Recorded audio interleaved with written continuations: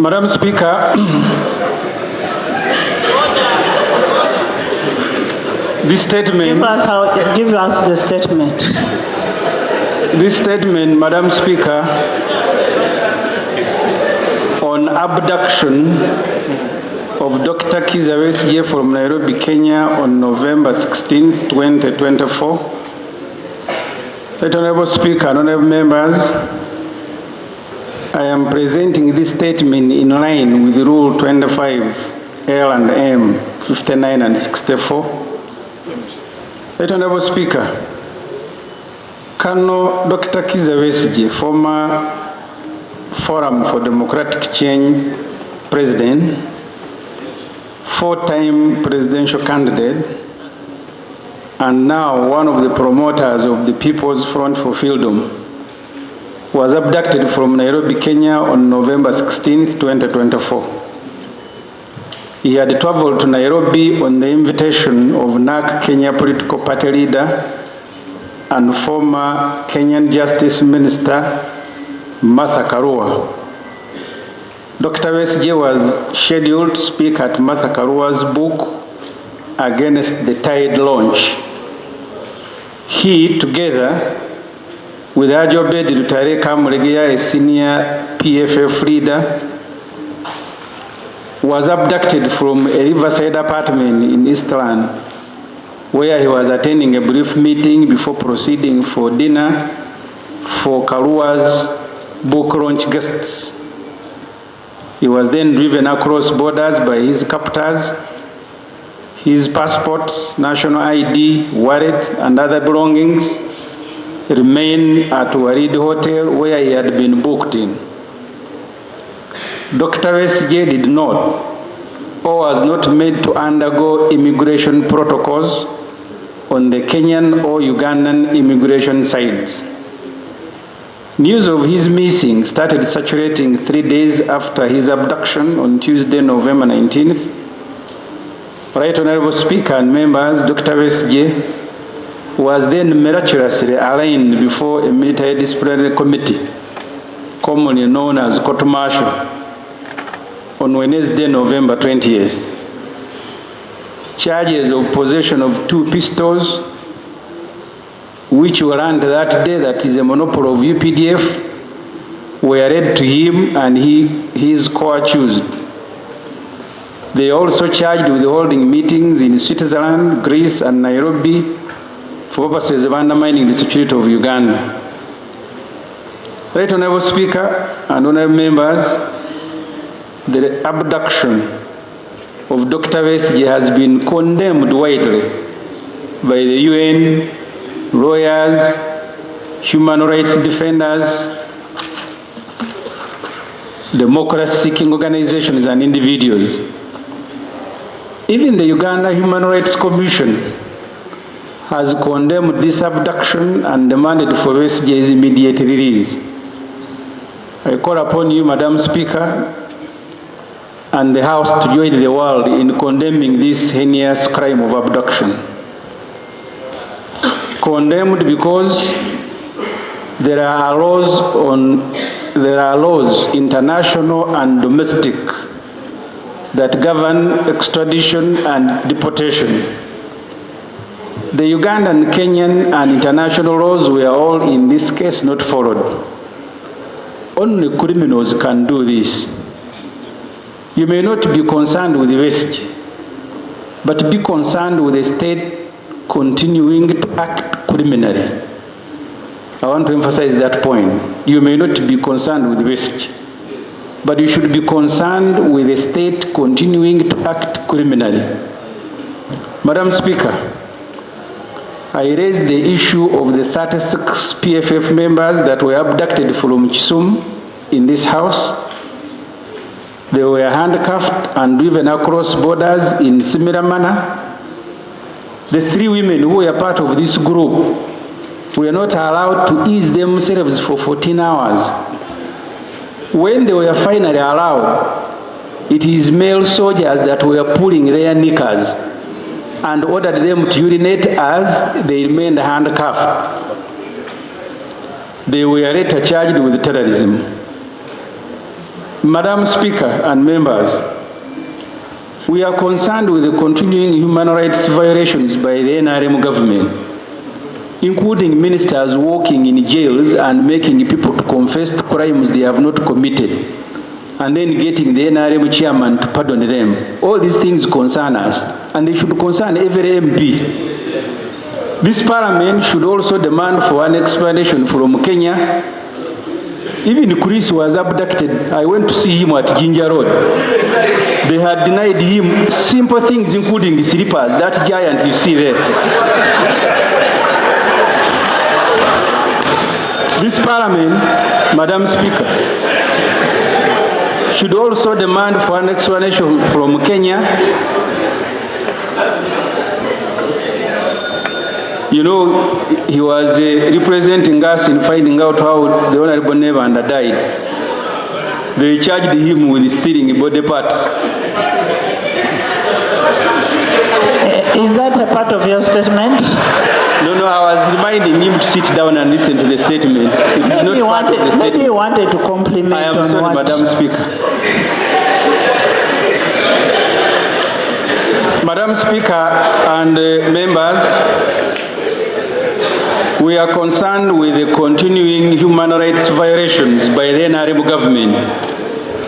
This must stop. We demand for an explanation from government, Madam Speaker.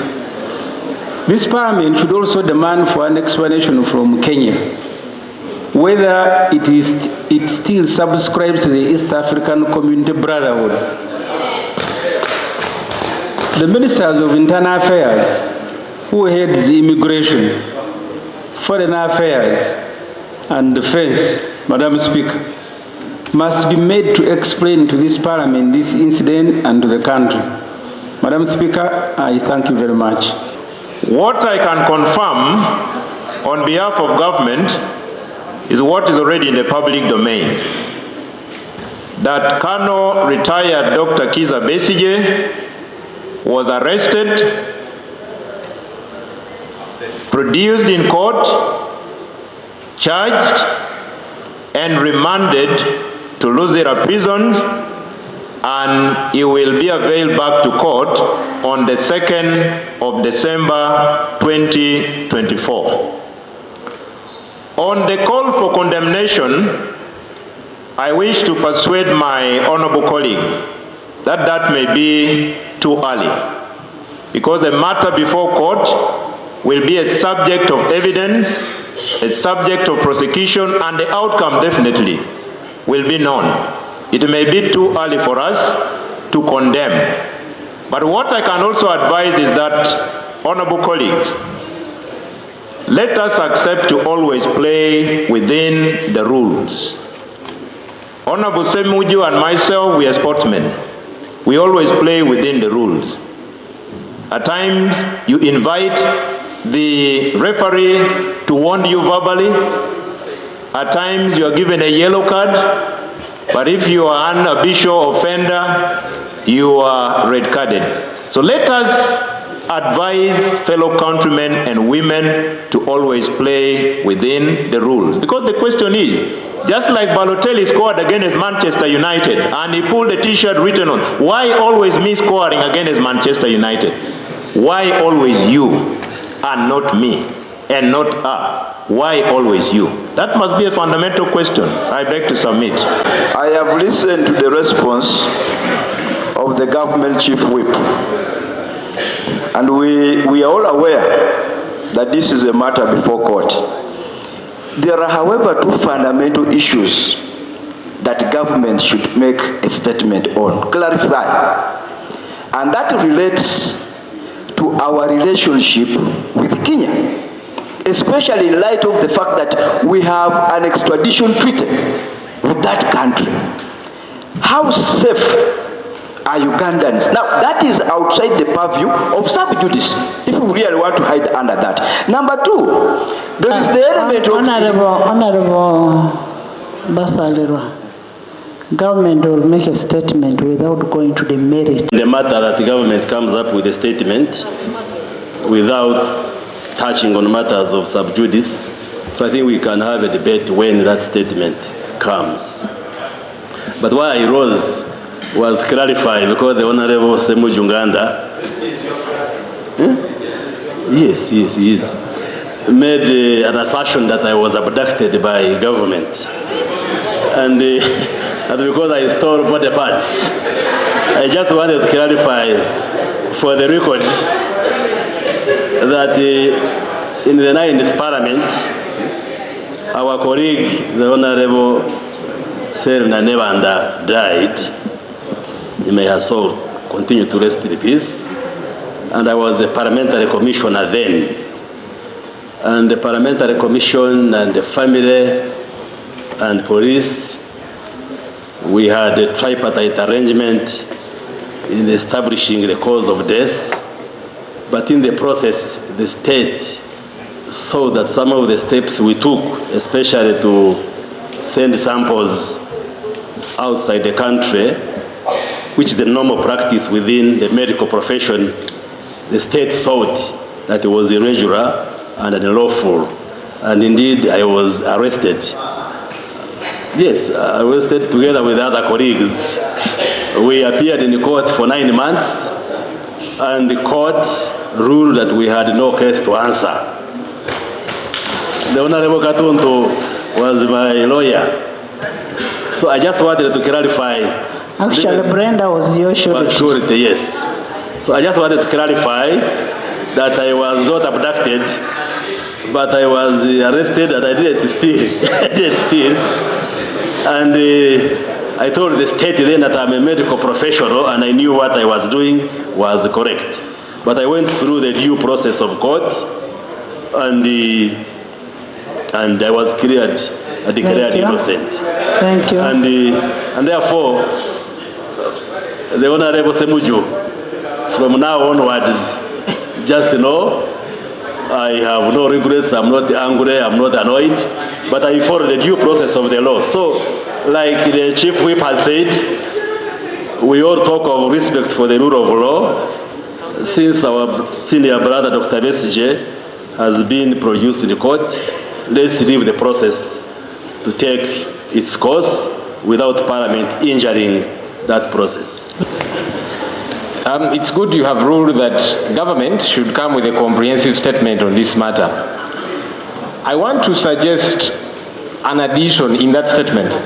Honorable Speaker, the Foreign Affairs Principal Secretary of Kenya, Mr. Songei Korir, at a press conference said Kenya had no involvement whatsoever in the arrest of Dr. KIIZA BESIGYE.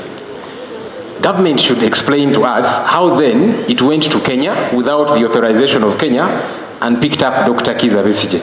Because the Foreign Affairs Principal Secretary mentioned that. I think it will be important for that explanation to come through. Because Uganda can't keep going wherever and picking people. But also, finally, Honorable Speaker, I think you need to guide government on when they should bring this statement. Otherwise, they might take donkey's years conveniently and not bring that statement. And Foreign Affairs, but as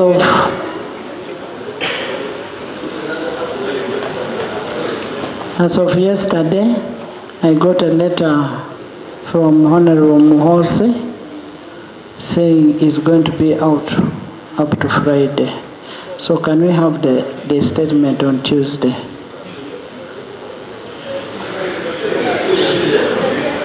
Statement on Tuesday on the floor. Is that okay? Speaker, did I hear you right when you said Muhoz, who is the state minister? There is a senior minister called the Reverend Okaindo Tafiri. Can I hear from government? Maybe government is even ready to bring it tomorrow. Government, when are you bringing the statement?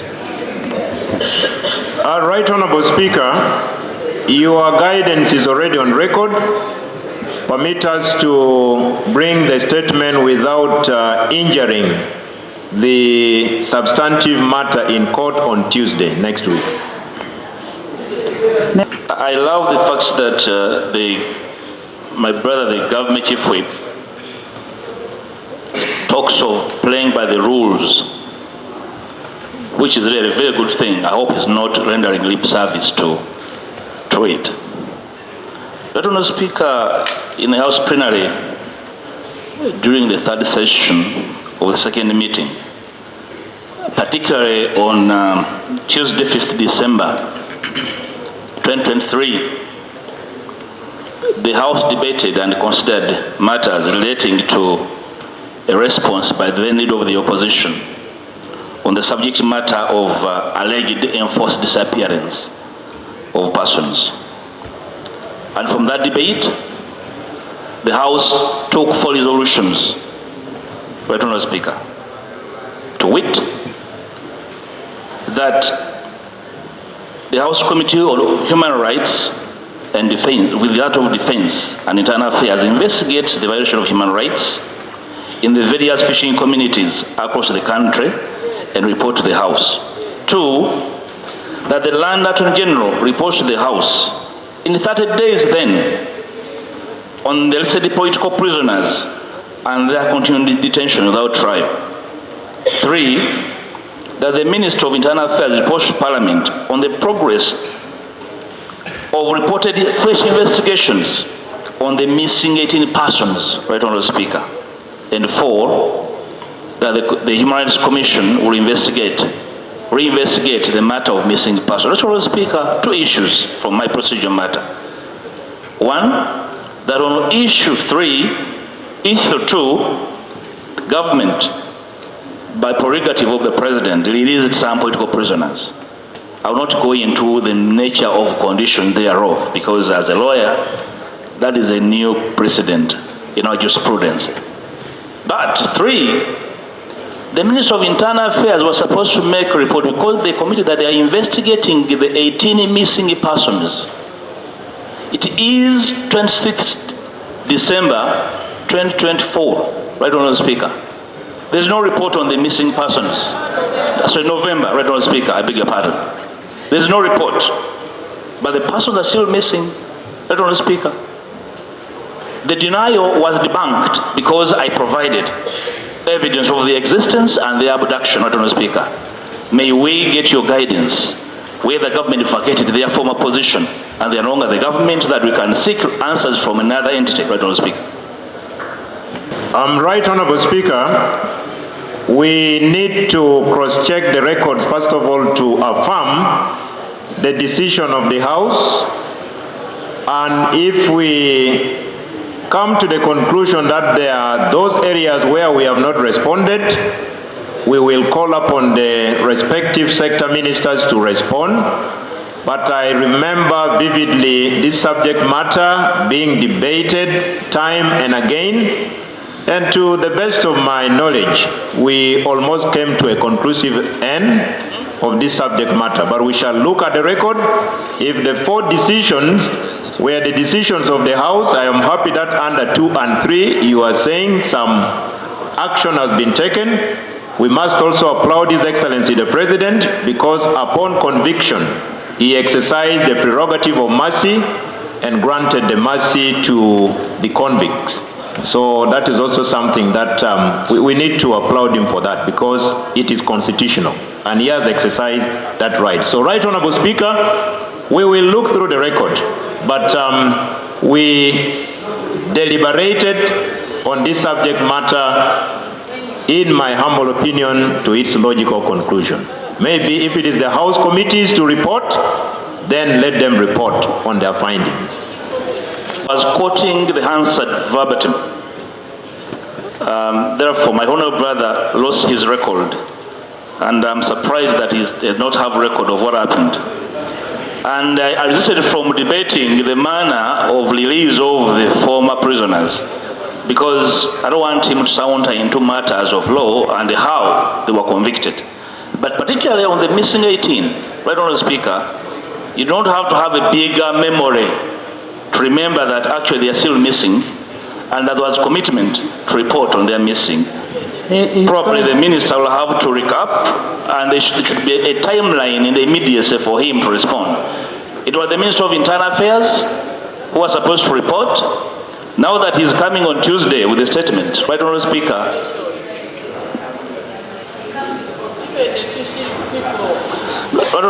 now that he's coming on Tuesday, may it please you that you order the Minister of Internal Affairs to come with both statements. Right Honourable Speaker, this was a debate on the 5th of December 2023. Thank you, Honourable Speaker.